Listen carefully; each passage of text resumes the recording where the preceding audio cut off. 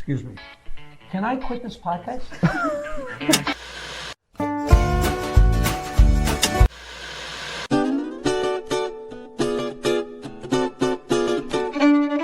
I told Eddie Murphy to stay in college so he'd have something to fall back on. I did great advice.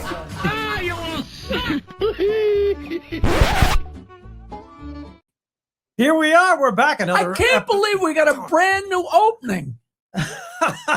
When did you make that opening? That's the opening we've had for 17 years. No, it isn't. Yes. The whole Eddie Murphy The thing. whole Eddie Murphy thing. You never heard it before? No. Stand-up memories. Peter Bales, Jackie the Joke What's your Man, name? Martling, Peter Bales. You are Jackie the Am Joke Man. Am I in the right room? You're in the right room. We are here. I would just like to tell you people who I work with. There's a great book called Stand Up Guys by my good friend John DeBellis, who started out with Larry David and Reiser and Seinfeld and all those guys.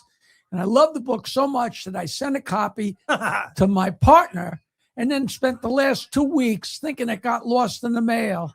And he just informed me that, yes, he did get it and he's enjoying it. I am loving the book. John DeBellis, you can check out all of our shows on our website, standupmemories.com. And we've got a great show. Boy, we got to get to our guest. Are you kidding me? All right. What a show we have coming up. Why don't you get to it? Ladies and gentlemen, our guest, actor, also comedian of major note. Let's welcome to Stand Up Memories, Dave Hawthorne. Yes. Dave Hawthorne, there he is. Yes. There he is. Yes. I almost said Ernest Hemingway. We all change in our appearance. A little bit like Ernest Hemingway. I have no plans to shoot myself. There he is. Maybe after the show you will. This guy. We get to ask. We've known Hawthorne 40 years or more. But there's so many things that I never asked them, and now we got him, cornered. Yeah. I thought we'd start at the beginning. That's what I'm talking about. But I do tell everybody who he is and what he does. He's Dave Hawthorne, a comedian, a longtime comedian, actor, and immediately when I think of Dave Hawthorne, I think of a group I directed and he was in, and this man as an improvisational actor is unsurpassed. And I tell people that. Well, look at him. He's pretending he's enjoying this. Yeah. Are you guys talking? And we go back to the Laughter Company here on Long Island with Rosie O'Donnell and Bob Nelson and Hal Spear and Jim Myers and the whole crew. And before there was ever comedy, when we met, we were doing the barroom gigs and the set up the amplifier and tell the people to please face the stage, Now, I'll just hand off to Dave, but Dave started out in a threesome. Ooh. Yeah. And was doing comedy, mini sketches. It wasn't stand-up. You were not a stand-up yet, really. No. Tell us about Well, that's what I want to ask. How did it was We the People or it was We the People originally, yeah. Funny story about that is we were trying to think of names. We're thinking of names, and my partner, Al Finelli, goes, why don't we just call ourselves Material? Because that's what we need. Now you're starting out, and what year are we talking? And who are the two compatriots you have? Okay. Okay. Crystal, I don't know if you ever heard of him. And Al Finelli. Now, were you guys in the same drama club, or did you run into each other in the hall? We met in college. Actually, I was like playing all the leads in college. My first year, couple of years. What college? At Nassau Community College, oddly enough. But the opportunities there were amazing because we were connected with all these New York actors, and I worked with professional actors right from the beginning, like even Ray Milland, Tony Musante, Jason Miller. I was in an off-Broadway play because of that. The way the college was set up, we worked with Cafe La Mama with some of the top writers in the business and directors. So it was always connected to professional business right away. Jason Miller, like the guy who wrote that championship season, that guy. He was writing that play when I was working with him. Wow. Oh, you're the one who wrecked it.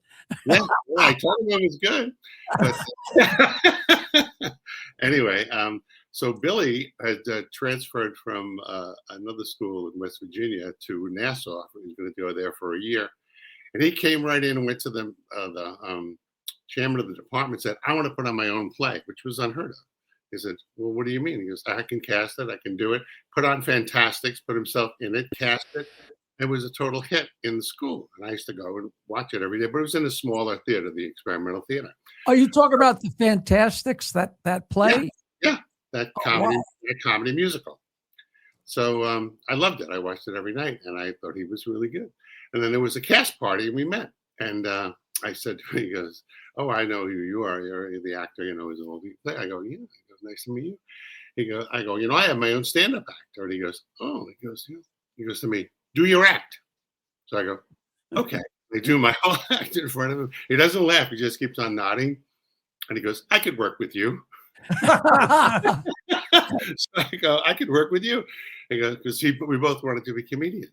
So he goes, yeah, I have an idea. He goes, do Jack Kennedy. So I do my Kennedy impression. He goes, you do a better Jack Kennedy than I do. Okay, you do Jack Kennedy, I'll do Robert Kennedy, and all the people at the party will be different countries, and we'll field questions from them. So we do an improv with all the countries, and we're doing great. We're killing right from the beginning. So there's this huge, very fat girl, and Billy goes, okay, Europe, what do you have to say? You remember that to this day. I do, yeah. Well, you're like 6'4" and he's 3'2". I'll tell you something about that. I'm actually 6'3"3/4", and Billy is 5'3" 3/4". So I told him that. He goes, okay, from now on, I'm 5'4" and you're 6'4". He could literally stand under my arm. If I put my arm out straight, he could stand right there under my arm. Which is terrific for comedy. That's Carl Reiner and Howie Morris. You know what I mean? So where did you start breaking in these? Oh, look at that. There, look at that. Now, why have you never shared that with us, Hawthorne? Look at that. Because I look gay in that picture. I wasn't going to let you in on it, but that's terrific. We got to have a copy of that. So picture. where did you go to break in the stuff? Oh, look at that. To break in? Well, the thing is, Billy Crystal's whole family was in show business. His family owned the Commodore Record Shop. Just such a famous place. Yeah. Where was that? Where was the Commodore Record Across Shop? the street from the Empire State Building on 34th Street. And all the jazz musicians in the world hung out there, including Rosemary Clooney was there every day. And they all hung out. There was a picture in Billy's house of his father and his uncle standing in the middle of the store. And next to them, on this side, is Dizzy Gillespie, John Coltrane, everyone all the way around to Louis Armstrong, every famous jazz musician in the business in that picture. Wow. Every Sunday, because his uncle was vice president of Decca Records. He signed Sammy Davis. His picture is in Yes, I Can at the wedding. And so he had every connection in the business. But he also signed I think Bobby Darin too. But every Sunday, Louis Armstrong, when he was in town, would go to his uncle's house because he loved Jewish food. He was brought up by a Jewish family, Louis Armstrong. Yeah, little Louis. I remember reading about it. Right? So he loved Jewish food. He would be at Billy's uncle's house on Sundays. And Billy goes to me, you want to go and meet Louis? I go, no. I was too intimidated. What am I going to say to Louis Armstrong? But anyway, he got us connected with Chubby Goldfarb, who was originally Joey Bishop's manager. And also he started out as Woody Herman's road manager. He handled Bob Ellison, who wrote the Mary Tyler Moore Show, Ron Clark, who worked with Mel Brooks. He handled mostly writers, but he would take us on because he was a friend of Billy's uncle. So he says, all right, first thing you're going to do is you're going to go and meet this guy, Bernie Travis, at the Champagne Gallery, and he's going to teach you everything about comedy. Dave, I got to tell you that when I met you, yeah, maybe it was when me and Woods started working together, but we were sitting somewhere and you took a pencil and paper and you drew a picture of Chubby Goldfarb. And I have like a little cartoon. He must have been an odd looking guy. He looked like, the Monopoly guy. Yes. With a big mustache. He was just a classic character. Whenever we would mention him, when we would get with the top, he got us with every top agency in the business.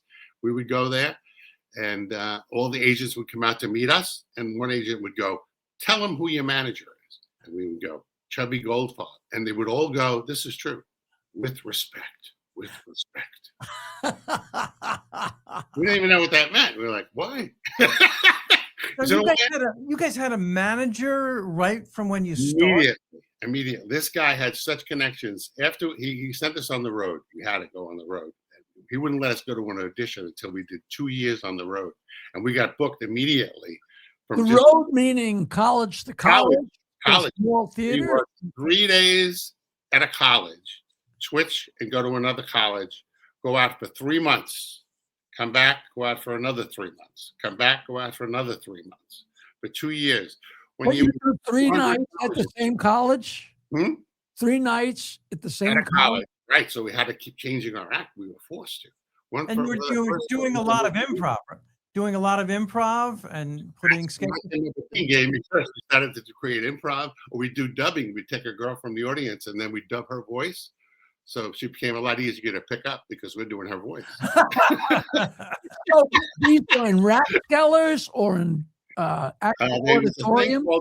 It was created at the time called the Coffee House Circuit. This woman, Marilyn Lipsis, created this. What she would do is teach the people who ran the entertainment in the schools how to set up a coffee house. Put the stage here. You have to have lighting. You have to have a sound system, all the things that were required. And then they would have a showcase, and they bring all the colleges in, 50 colleges, 100 colleges. We do our act, and then they book from there. In just one showcase, we booked 200 colleges. Jesus. We were the top of the whole thing. There was no one doing what we were doing. And people today would not believe that in those so-called coffee houses in the 70s, they had alcohol. They had bars functioning, most of them. Sure. A totally different. Yeah, me and Bates, we were 2-man guitar. We used to play at the Rathskeller at CW Post. Right. It was a bar. Oh, yeah, totally. So you guys went in the village, Post or around the country? In the village, no, all up. First, our first tour was all of New England, all the New England colleges. Then we did the South. So we did the whole East Coast. We then did all Pennsylvania. Is this boys? You're going to Worcester? That was a separate gig. That was one of our first gigs.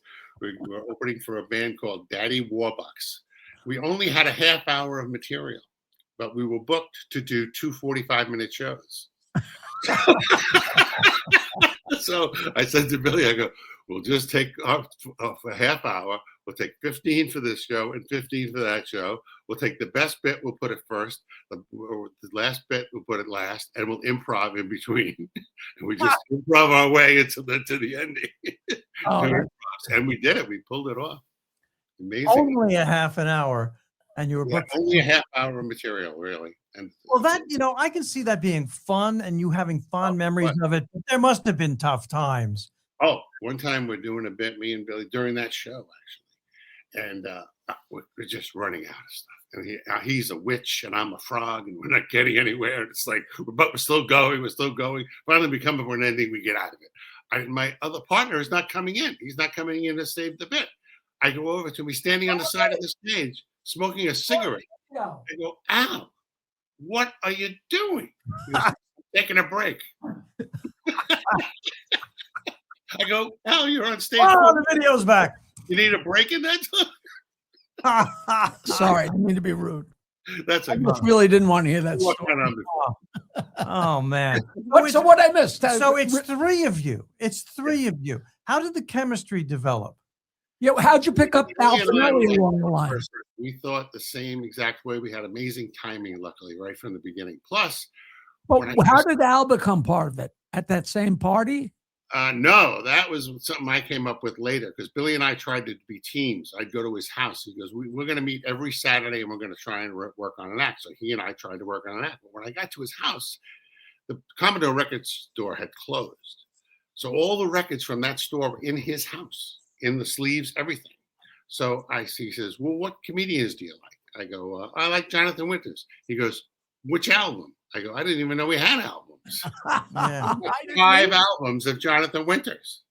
And he'd play the albums and I would pick up and I would do those things. I learned from that. Then we listened to Mel Brooks. He had everything. We studied every album, every comedian. We studied it.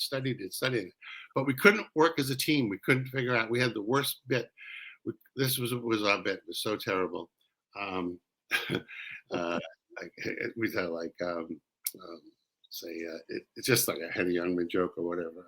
Take my wife, please. We gotta go. Henny Youngman, 1945. We both go. We go, that's not going anywhere. So anyway, That's really interesting. I'll tell you. Go ahead. I mean, you needed Larry Fine. It sounds like the two of you needed a Larry. well, what it was is the Ace Trucking Company was the thing. I remember. Right? I saw them and I saw they were successful. And I said, we got to do it. We have to make a sketch group. We can't be just a team. We got to be a group. There were like 5 of them, right? Right. There was 5 of them. We ended up working with them years later. But anyway, but in our college, we had a summer stock theater. And every year, Billy and I would write a comedy review. So we were starting to write sketches. So at the end of all of that, we had like 4 or 5 sketches from that we had written. That was the beginning of our act. So I said, well, we need this other person to do this. And he was in our group, our acting group, this guy, Al Finelli, and he was a real character, funny looking guy, but not a writer or anything, but we knew how to use him. So he became a great foil for us. And that's what made a chemistry. Somehow that worked. And this was before you went out on the road. Yeah. That's when we first got, we first worked in the Champagne Gallery. We went down there, worked with Bernie Travis. And we get there, Richard Lewis is there and Ed Bluestone. And now, where is the Champagne Palace? So Champagne Gallery was like a little shitty club on McDougal Street. Oh, in New York City. Yeah, New York City. So we were sent there. So, and Bernie Travis was playing Dirty Mouth. He was playing Lenny in an off-Broadway show. He was a stand-up comedian. He was quite well known and very successful. And he was one of Chubby's clients. So he said, you're going to take care of these boys. You're going to teach them comedy. So how to do it. And he would watch our act and give us notes. So Richard Lewis sees us talking to Bernie and Ed Bluestone. They go, how come he's talking to you guys? We've been trying to get to talk to that guy every night. He won't talk to us. I go, well, he's with our manager. He's not going to talk to you guys. he's there for us. So, but anyway, we got, then we started doing, and it was so long ago. Now what year is that? 1969. What? Yeah. Really? You're kidding. No. 69? Yeah. We are back in. We were on television in 1970 on the Mike Douglas show. Really? With Muhammad Ali. That's way early. Man, I thought it was like 72 or something like that. That was later. I actually went to the Improv when I was in college because our acting coach was a real Broadway actor, and he knew Bud Freeman. And he also knew Joe Allen, who that was where all the actors hung out. So we go see a Broadway show. He'd take us to Joe Allen's. We'd be there with some of the cast from the show we just saw. Then after that, at midnight, the Improv opened because it was only an after-hours bar. And we would go there, and people from my group, like singers, would get up and sing. He would get on stage. So he got us into the Improv. Now, he didn't get us in there, but we got a chance to eventually. We were the first of our age group to be in the Improv. People we worked with were all in their 30s. We worked with Steve Landesberg, Ron Clark, David Brenner, Robert Klein, Lily Tomlin. These were the average people that were working there every night. Stiller and Mira, they were big fans of me. I met Ben Stiller when he was 8 years old. 2 o'clock in the morning. He's there with his mother and father. Ben's a big fan of yours. He wants to talk to you. He's got some suggestions. Suggestions for So all these people you mentioned, they're all like roughly 5 years older than you guys. Like Klein, was he like 5 years old or? No, like 10 years? years. Wow. We were 20s. They were in their 30s. Now we got to say to our younger viewers, and that's just the odds are that that's everybody. Yeah. Dave's talking about the original improv, the original club that started mostly as music and became more and more comedy. This is where people went there before Richard Lewis or any of those guys. Were the You were first there? breakthrough. I was there the first night Andy Kaufman went on stage. Ah, He pulled up in a taxi cab with 2 conga drums and a record player. And we're all standing outside and we go, what the hell is this guy going to do? And it was amazing. It was great. Andy Kaufman. Wow. Yeah, first night he ever went on stage. Oh, So you guys were going on the road for like a month at a time, or? 3 months at a time. Three Wow. months at a time. So that's why we were so strong. We could do our act in a boardroom for 3 people and kill. One time we did an audition in a motel room, literally, with the Buick dealer sitting on the bed. The tri-state Buick dealer sitting on the bed, and we're in the little hallway next to the bathroom doing our act. We killed. They gave us 5 Buick commercials that we got to write, star in, and direct. Unheard of. And there were no cars in the commercials. When we did that, the guy says those are the most innovative commercials we've ever seen. Jesus. Yeah. But we No, I have. I don't know if it was a comedy album, but I have that. Yeah, tape, you have that one that we worked on for like a year. and that was live at National Community Live part College. of it. There's also studio part. Yeah. We couldn't sell it because we were a visual act. It wasn't really a good idea for us to do that. There was a marijuana commercial. There was a What? marijuana commercial. with Yeah. one of the Yeah, tracks. we had the first marijuana commercial. That was already like probably 2 years before Cheech and Chong. Now, did Billy do Howard Cosell? Yeah, that he did that. Before we just came on the air, I know you said something about that. Yeah. the girl that is in the next room, who's our next guest, says, I want you to meet someone. She brought in Howard Cosell's grandson 2 minutes ago. What's the odds? what are the odds of that? That's just crazy. And what are the odds he'd be wearing the same toupee that Howard wore back in the 70s? I could use that too. Yeah, well, Billy was the first one to do that. We did it at the sports dinner in the Waldorf Astoria. Where actually, this is true, Tony Bennett opened for us. Jesus. Tony Bennett goes, we go backstage, they go, you guys are on next. We go, we don't know Tony Bennett's going to be there. We go back, they go, you're on. So we go backstage, Tony Bennett's standing there. He turns around, he goes, I'm just going to go out and sing San Francisco, and then you guys are on. The biggest song in the country. Jesus. This is quite a history lesson. So was it fun most of the time? Oh, always fun. Always. We were so successful. I'm not bragging, but we never had a bad show. We never had a bad audition. We got the Dick Cavett show, but I told you that story, right? Something weird happened. What happened? This is a great story. It's a great story not to tell. And one time we told it one time. We were on a television show, and we told that story, and the guy goes, yeah. He goes, you see everybody here on this show? They all have that story. He goes, don't tell it anymore. Don't tell it. I never did, but this is still funny. So Chubby was so cool. He knew everybody in the business. He goes, he doesn't tell us we're going to Dick Cavett. He goes, I want you guys to go down the street, go see a friend of mine, John Gilroy. Go right in his office and blow his balls off. John Gilroy is the producer of the Dick Cavett show. We know when we get there.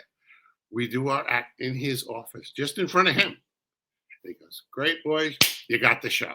We're like, really? We'll talk to Lenny Friedlander. He's the talent coordinator. All right, I think we're going to make it into like 2 or 3 shots for you guys because you have great material. What do you want to do in the first one? All right, this. Okay, we're all set.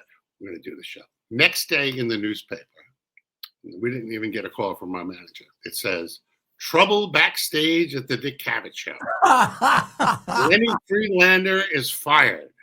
From now on, no more comedians, only 45-minute interviews. Timing. Oh, that's great. We did other television shows after that. One time a guy booked us on a TV show. It was actually 2 specials. He goes, you know what? I just realized I never saw you guys act. We were already on the show. He goes, come in this room and just do your act for me real quick. So it's a pool cover room. They make pool covers. There's no room. There's like 2 feet in front of us. He's standing right in front of us. We can't move this way or that way. We just stand, the 3 of us there, and we're doing our act like this. He goes, we get through it. He goes, great. That's perfect. You're still in the show. So what name were you guys going under at that point? We were still We the People. Most of the time we were We the People until MGM had a group called We the People, and they registered it. And there was a singing group. But we had ours registered with the county seat in Mineola. On Long Island. But We the People came under NASA for some reason, and they had it registered with NASA. And Chubby goes, we're not going to fight that. Let's just change the name. So we changed it to the name Billy wanted to use all the time from his uncle, called Three's Company. And this is also 10 years before that TV show. Wow. I can't believe it. Now, how was Billy's uncle? Was he a great guy? Oh yeah, real smooth, cool guy. And Billy's cousin, his son, was a guy named Lee Gabler. Okay, so anytime we had to make a move, he was a big agent at William Morris. Billy's mother would go, call Lee, see what he said. Should we go with this agent? Should we do this move? Whatever it was, call Lee. He'll tell you. Years later, I'm looking at Premiere Magazine. The top 100 people in show business. Number 3, Lee Gabler. Oh, wow. Everyone knows who that guy is.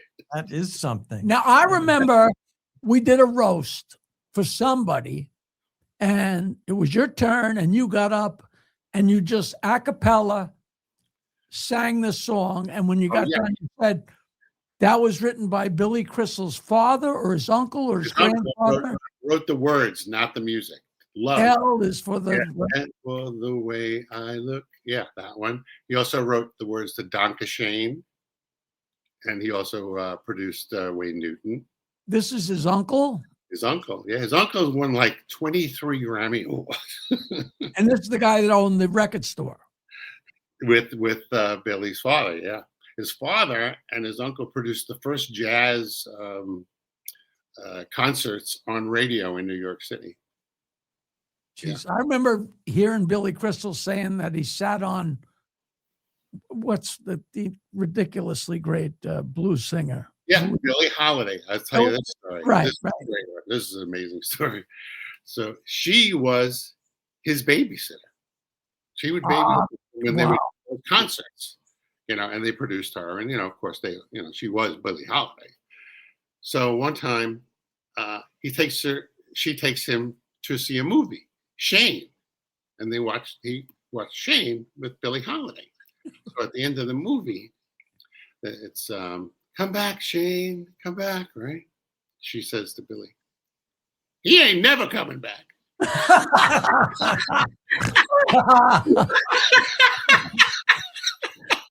Goodbye. Oh, that's just too great. So Billy was destined to be in show business. He was just destined. Oh, yeah, absolutely. Pushed in the right direction by his family. Oh, absolutely. How many years were you guys together doing this?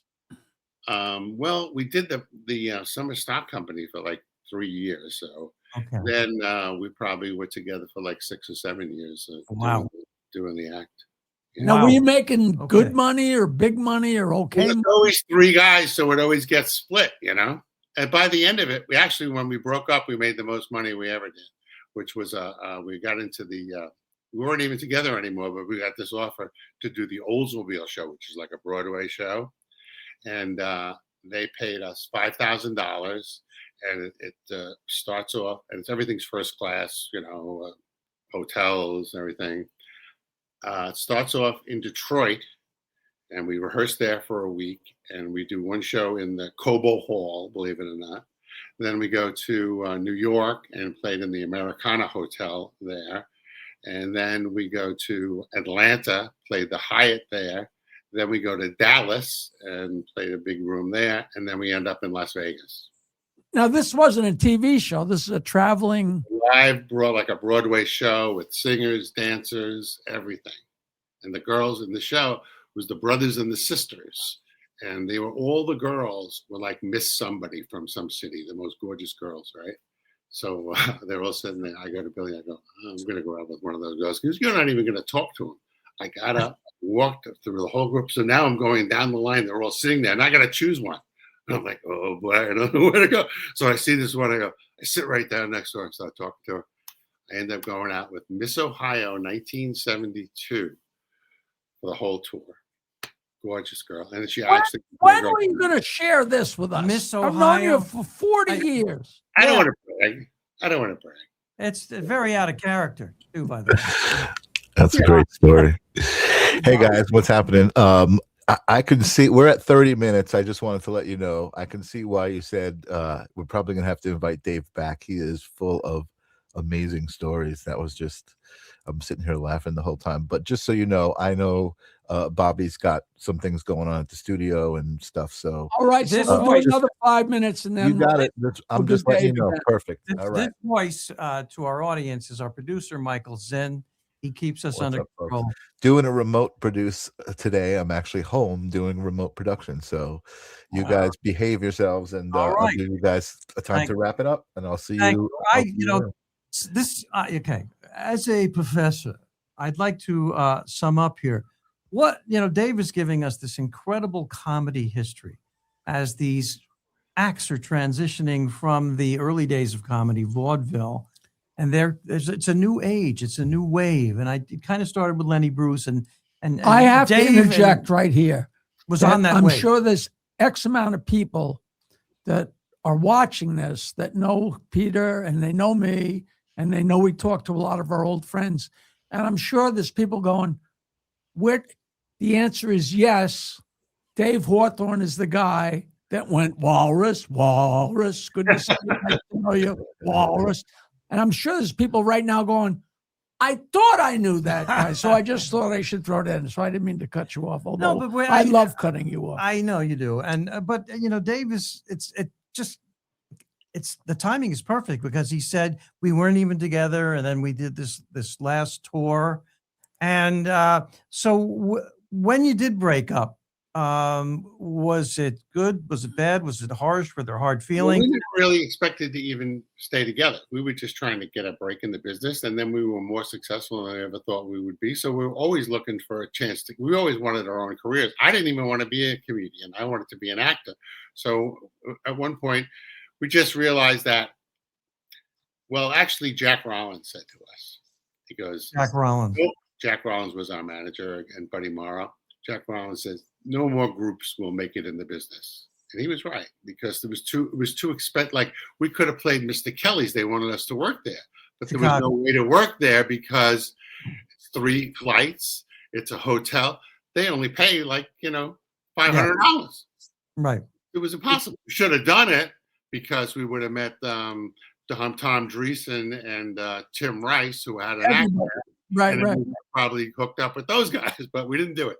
And another thing, we were like so big in the city that Julie Monks, who I don't know if you know, the upstairs at the downstairs or downstairs at the upstairs. These were 2 great clubs in the city where Joan Rivers started. So we were in this Broadway show called the First AFTRA Showcase Show, and we were a huge hit. And Julie Monks comes to us and goes, I want you in our club. We go, great. What do you pay? $250 a night. We're like, no.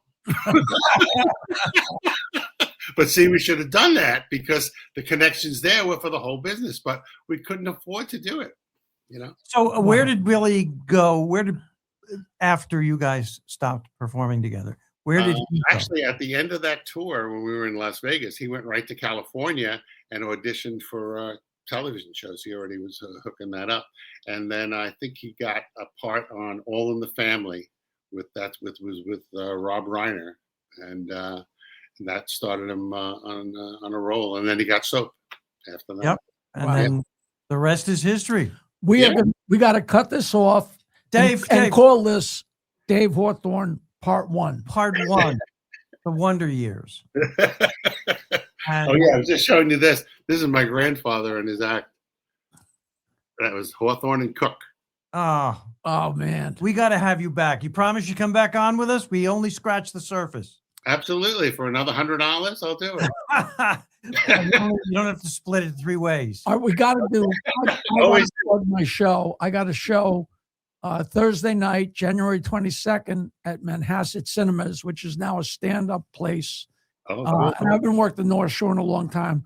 8 p.m. Thursday night, January 22nd. Please come out. Tickets are on jokeland.com. And Peter and I work together all the time. And Am I? I'm not on this show. Am I? no, Oh, okay. but tell them about the stupid But go college. to the show anyway. Tell them about your stupid college. Comedy College. Only we call it Stand Up University. And we take new comedians, people who are starting out, or new comedians who want to punch up their material. And standupuniversity.com. It's right here on Long Island. Another plug. Listen, we're on a terrific network. Strong Island Television. We are at the Paradise Studios in Massapequa. State of the art, cool stuff. Unbelievable. Unbelievable place to any video needs you have, a podcast or anything. Paradise Studios in Massapequa. And, you know, what and a these pleasure. are my nails that my sister's granddaughter, Janie, painted today. So if anybody caught a look at them, I don't want you to think anything weird. It's good to see you. Nice to know you. Wow. Wow. And we have a lot more memories in the future to share with Dave Hawthorne, I can tell you. Dave, thank you, man. You're out in California. Yeah, loving it. 70 degrees. Is it really? You love it out there, right? We'll do it again very soon. And Lenny Travis says hello. I just spoke to him. Oh, cool. Tell him I said Dave Hawthorne, thank you, man. You're the Thank best. you, guys. Thank you, Dave. Appreciate All right. it. Jackie the Joke Man. Good job, Pete. You know, these names that he's not dropping them. He lived it. No, it's fantastic. And younger 80% of what he just said, I had no idea of. It was always fill in the blanks with them. I didn't really younger know. comics out there, watch this episode. Google some of these names. They're incredible. And one kind of obscure one, shouldn't be, Ed Bluestone. Did the Tonight Show a bunch of times. Very funny, really funny comedian. When I used to try and stick my nose in at Catch a Rising Star, he was one of those acts where when your number finally came up and you thought you were going to get on stage, he'd pop in and he'd do 40 minutes. And, you know. My favorite line, Ed Bluestone, I'm a quadrisexual. I'll do anything with anybody for a quarter. This is great. Hey, we'll catch you next time We'll be back. on Stand Up Memories.